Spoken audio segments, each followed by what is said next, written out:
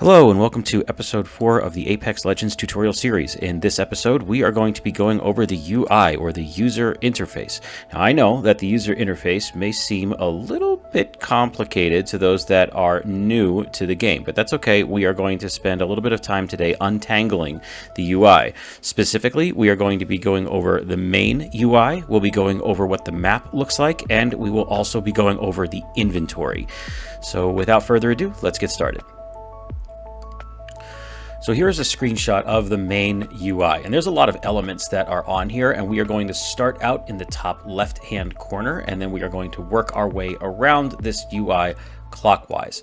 So starting out in the top left corner is the minimap. The minimap is what it is. It is a small version of the map which gives you a little bit of information. On the minimap, you will be able to see things like arsenals if you have them enabled, and we went over that in the key bindings and the gameplay settings episode. You'll also be able to see respawn beacons and some other map elements as well. The straight orange line on the minimap is telling you the fastest way to get to the next play area. Underneath the minimap, there is a timer. The timer is indicated by a bar, and that bar fills up as the timer goes down to 0. What that timer is indicating is how much longer you have until the next round starts. So right now in this screenshot, you see it says 1 minute and 27 seconds. That means the circle will finish closing in 1 minute and 27 seconds, and then the next play area will be revealed. There is also a message beneath that says loot bins and arsenals reset. What that means is that once the third round starts, all of the supply bins that are in the game are going to eject their current loot. They are going to reshut, and then they're going to have new loot in them. And we are going to talk about supply bins in a different episode, but just want you to know that's what that means. Moving on to the top middle of the screen, you see a bunch of numbers, and you also see some cardinal directions. Now, I think that this is a relic of a bygone era, but we're still going to talk about it. So this originally came from PUBG. PUBG kind of pioneered the Battle Royale genre, and this is how you were able to tell your teammates where you were seeing something. So in PUBG, there's very limited information, and there was no ping system. So if you were getting shot at and you found where the person was shooting you from, you would say something to your teammate like, there's south 210 by the house, bottom floor, something like that, right? And that also made it into this game as well. So as you move your mouse around, you'll see that the numbers will kind of change. I have seen players use this. I have heard them say like, hey, I see someone that's 210 south, they're rotating in from the circle or whatever. But I don't think you really need to use this as much or as frequently as you used to, because you have the ping system. So you can ping, and as you can see on the minimap, which we just talked about, that little red diamond or that red square that's kind of tipped on its side, it's a ping. So you can see exactly where your teammates are pinging and what they are looking at. So I don't think you really need to use this. As a beginner, I really wouldn't focus on this element of the UI too much. I would really more focus on pinging things and saying like, hey, I see someone by the door, or I see someone at Lava Fissure, or whatever the map or whatever the location is.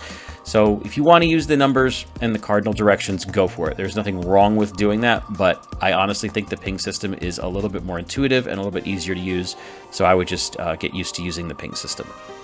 Let's go ahead and move on to the top right-hand corner, because there is a lot that is happening up here. This area shows you the number of squads that are left in the game. The number next to it shows you the number of players that are left in the game. Once you get to a top 3 situation, the number of players turns into a question mark, because the game doesn't want you to know how many players are left. It gives you a little bit too much information, and it could influence the outcome of the game. So that's what those numbers mean. Moving down and to the left, you see a few numbers and also some icons here. The number next to the skull is your kills. A kill is given to you if you get the final blow on an enemy. The icon next to it are 2 hands shaking, and the number indicates your assists. An assist is when you dealt damage to an enemy, but you didn't get the final blow. Kills and assists are valued at the same RP, so there is no kill stealing in this game. The final icon is participation. It is supposed to be 3 fists bumping, like looking down on it from above. And what that means is that you were alive when your team got a kill, but you didn't deal any damage to the enemy. The number to the right of this is the amount of damage that you have done. In the top right-hand corner, there are a few different things. First, the icon that is there is the current league or the current rank that you have. The number beneath it is how much RP you have earned, or ranked points that you have earned in this match. As you continue to rank up, it costs RP to enter into a ranked match. So you will almost always start out in the hole, and then you have to climb your way out of it by either placing very high, getting kills, or some combination of the two. Beneath the damage is an optional UI element that I have enabled. This element will show you your current FPS and your ping as well. It is nice to know this information if you're lagging. It also shows you some other stuff like packet loss, choke, and also your lobby ID, which you don't really need to have that information, but it's there in that little window if you decide to turn it on. Moving down from the optional element is the kill feed. This is called the obituary in the game settings, and this is where you can see who is doing what to other players. So if they're shooting them with what guns, if they're downing them, you get information about that here. Below the kill feed, and this is not shown in this screenshot, so there's actually more happening in the top right-hand corner. There are red icons that may appear in this area of the UI. These red icons indicate if you are lagging or not. There's like 4 or 5 different icons, and we're not going to go over what all of them mean, but if you see them, that means that there's something wrong with either your connection to the lobby, your internet, or something. If you're rubber banding, you're probably going to see those icons start to flash and appear here in this area. Moving on to the bottom right corner, there's a lot that's also going on here, but these aren't always here. It depends on who you're playing. These icons are not always in the bottom right. They could be in the bottom middle, they could be in the top, they could be on the left. They are basically indicating that there is something that is off screen, such as a ping or where a teammate is. This is an information area, so anything that happens in the game, such as healing, will appear here. This element that you see is specific to Ballistic. Ballistic is the only hero that can carry 3 guns, and the third gun that he holds in what is called his sling is here. In the very bottom right-hand corner, you have your weapons. Your weapons are going to be a primary and a secondary. The color of the tabs is based on the weapons that you have picked up, and we will go over the weapon types and also the ammo types in a later video. This element will also show you how much ammo you have. If your gun can change between automatic and semi-automatic, the mode that your gun is currently in will be shown here. This will also show you which attachments you have currently on your weapons. Moving over to the left, this area here, it's currently blank in this screenshot, but this will show you what grenade you have selected. Moving again over to the left, you will see the survival item that you are currently carrying.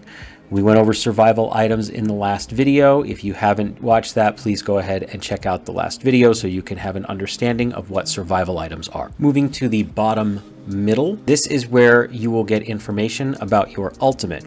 If your ultimate is not fully charged, you will see a percentage here. If your ultimate is fully charged, you will simply see the icon and the blue border around it, indicating your ultimate is ready and you can use it whenever you like. Let's continue by looking at the bottom left-hand corner. So the first element here is going to be your active ability. If your active ability has charges, you will see the number of charges that are available to you just to the right of the icon indicated by a little yellow line. To the left of that is a little bit more information about your healing. So this will show you what healing item you have selected and how many of those items you currently have in your inventory. Above this element is something that you will not always see. It depends on if a lifeline is on your team or not. If a lifeline has healed you using their dock, you will see a plus icon here, which is what that indicates. In the bottom left-hand corner, you will get information about your team. Looking at the portraits in the bottom left-hand corner, the first and the largest one is your portrait. Your portrait tells you several different things. The first thing it will tell you is how much Evo charge your armor has. Evo charge is gained in a lot of different ways, and we are going to go over that in a future episode, but just know that the more damage you do, the faster your Evo charges, and when your Evo levels up, and you've dealt enough damage, that will be indicated here, and then you can start to select perks. Your perks that you have selected are indicated here, just to the right of your Evo charge. Moving down into your portrait, you will see your hero's face. You will then also see an icon next to your hero's face. This indicates the class that your legend is. In this case, I am playing Ballistic, and this is the Assault class, so that's you're seeing the Assault icon. To the right of that, you will see your name, as well as a speaker. If that speaker is constantly flashing, that means that you have not put on push to talk. That means you have open mic on. Go and fix that so you can so you don't have to have your microphone on all the time. Below that is going to be your armor and your health. Your armor is indicated by these bars here, which can go up to 5 bars. We're going to talk about that in a future episode. Most people will just have 4 bars once their armor is fully charged, which turns purple. If you have 3 bars, it will be blue. Everyone starts with 2 bars, which is a white armor. The large white line in the bottom is your health. When that reaches 0, you will get knocked down. To the left of your legend's face, you will see a color.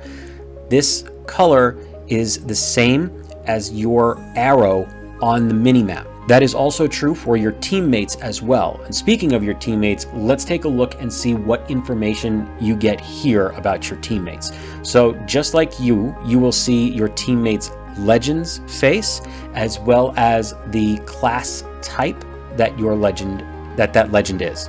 So as an example, Lifeline is a support hero. This is the support icon. You can see how much armor and health that they currently have, as well as how charged their shield is. So our Lifeline right now has a blue shield. Above that is going to be the 3rd member of your team. Again, it's the same information. Just remember that the color of the border is the same as the color of their arrow on the minimap. It is nice to know who is where. If you look to the left of your teammate's legend's face, you will see a small white icon. This indicates how they are connected to the game in theory. You will only see 2 things here. You will see a PC icon, which is what that is there. It's a monitor and a PC tower. Or you will see a controller. That is their input method. I'm not going to get into that right now, but just know that's what it is. The number that you see in the top left-hand corner of their portrait is their current shield level. That's everything on the main UI. Let's move over to the map. So I chose this screenshot of the map because there is a lot happening here. So let's break it all down and start out in the top left. If you have tracked any daily or weekly challenges, the challenges that you are tracking will appear in the top left-hand corner. Beneath that, you will see the same bar and ring closing time as you did under the minimap. Moving on to the map itself. The orange area is the ring. If you stand in the orange, you take damage until you die. That area is getting bigger by restricting the current play area. The current play area is the white circle. The next play area is the green circle. The next play area has been revealed to us by using a ring console. We're going to talk about ring consoles here shortly, and then we'll go more in depth into them in a future episode. The purple circle is an ultimate ability from a legend named Alter. What she does is she throws down this beacon, and then if you're within the purple circle, you can recall back to the beacon even if you have been knocked, which is crazy. I mean, it's a huge radius that she can use this in, so that's what that is. Now that we've talked about the circles, let's talk about some of the icons. The green icons are respawn beacons. Those are the ones that are just planted throughout the map. Once it is used by anybody, it's gone. Nobody else can use it again. This is why you need to have, one of the reasons why you may need to have the mobile respawn beacon, which is a survival item covered in the previous episode. The yellow arrows that look like they're kind of like yellow up arrows, those are Evo harvesters. They will grant you 350 charge to your shield. There are two red icons on the map. The first one are red dots. The dots are wildlife nests, either prowlers or spiders, and we'll talk more about those in a future episode as well. But those are specific to this map that we're looking at right now. When you kill them, you get charge, you get loot. The other red icon kind of looks like a spiky icon. That red icon indicates a red supply bin. The red supply bin can be opened by Assault Legends to reveal a secret compartment that has weapon attachments in it. Just to be clear, anybody can open a red supply bin, but only Assault Legends have access to the hidden area. In that same regard, the blue icons on the map are the supply bins that can be opened by support legends. When a support legend opens a blue supply bin, it reveals a hidden compartment that has large meds in it. So batteries and med kits, phoenix kits, sometimes survival items, etc. The satellite icon is a survey beacon. This can be accessed by a few different heroes, but mostly, just to try to keep things as simple as possible, it's by the recon class heroes. And when they interact with it, it reveals where enemies are for 30 seconds, also shows kind of where they're moving. The other icon is, it kind of looks like a ring, I guess. It's a ring console. It can be activated by a few different heroes as well. And if you activate it, it shows you where the next circle is. This weird looking icon is a car. You can find cars on this map as well as, I think there's cars on another map as well, but they are indicated with this icon. We're going to wrap up this episode by talking about the inventory screen. Some of this information is going to be repeated, so we're going to move through this pretty quickly.